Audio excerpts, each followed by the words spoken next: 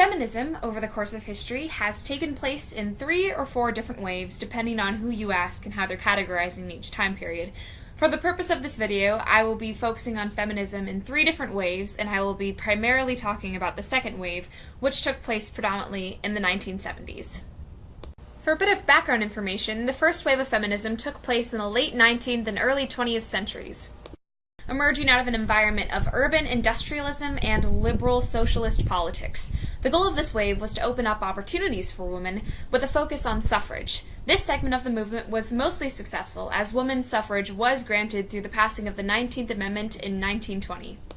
The second wave of feminism aimed to change the public's consciousness surrounding women and alter public policy to increase equality between the sexes.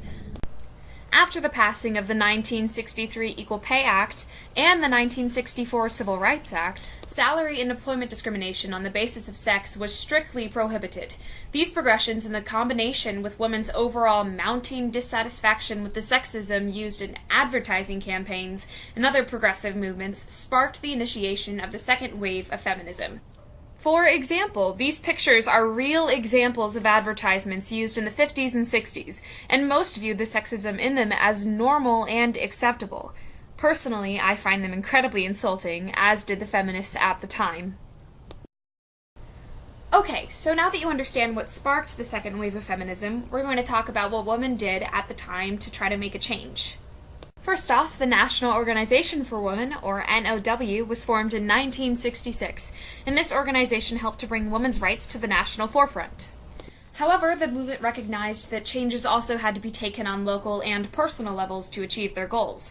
For example, college campuses and other small communities of women formed organizations to address their roles and status within American society. For example, advocates of the feminist movement created women's newspapers, women-run clinics, child care centers, abortion services, rape crisis hotlines, and women's shelters.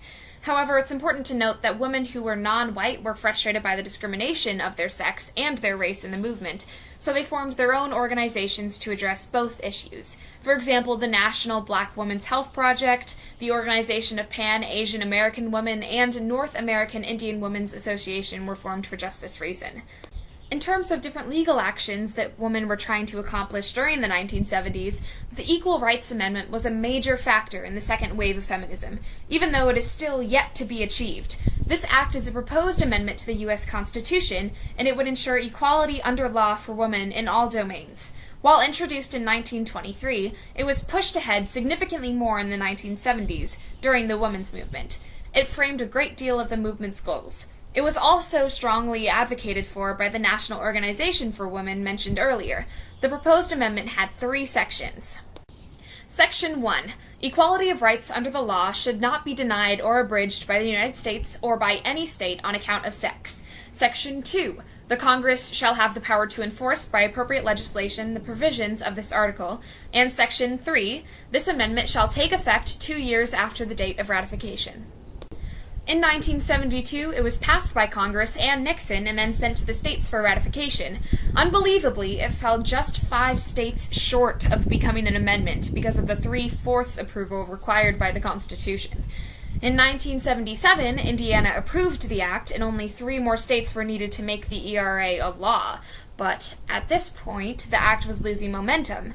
The National Women's Conference was believed to be a new source of energy for the movement. This National Women's Conference gathered 14,000 women to come up with a set of solutions to propose to President Carter to combat the problems facing women. However, advocates of the ERA did not function without opposition.